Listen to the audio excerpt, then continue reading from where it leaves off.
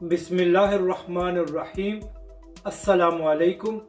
आप देख रहे हैं यूट्यूब चैनल आम सी बातें। खानीवाल के ज़िमनी इंतखाब के नताइज आना शुरू हो गए हैं और अब तक 100 के करीब पोलिंग स्टेशन के रिज़ल्ट आ चुके हैं। इस वीडियो में हम आपको बताएंगे कि कौन सी जमात जीत रही है और तहरीक लब्बैक का नंबर कौन सा है। खानीवाल में अल्लामा साद हुसैन रिज़वी ने भी एक बहुत बड़ा जलसा किया था। इसके अलावा तहरीक लब्बैक की कैंपेन भी बहुत अच्छी रही थी, मगर अब तक जो नताइज आ रहे हैं वो तहरीक लब्बैक के लिए हौसला अफजा नहीं है।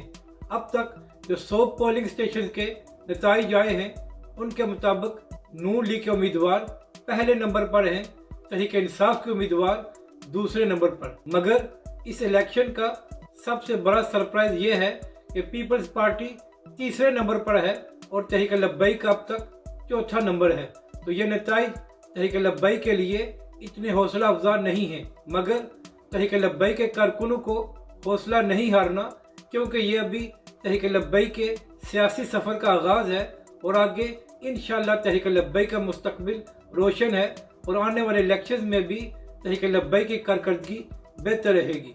अपनी राय का ज़रूर इजहार करें कि आपको ये वीडियो कैसी लगी और हमारे इस चैनल को भी सब्सक्राइब करें।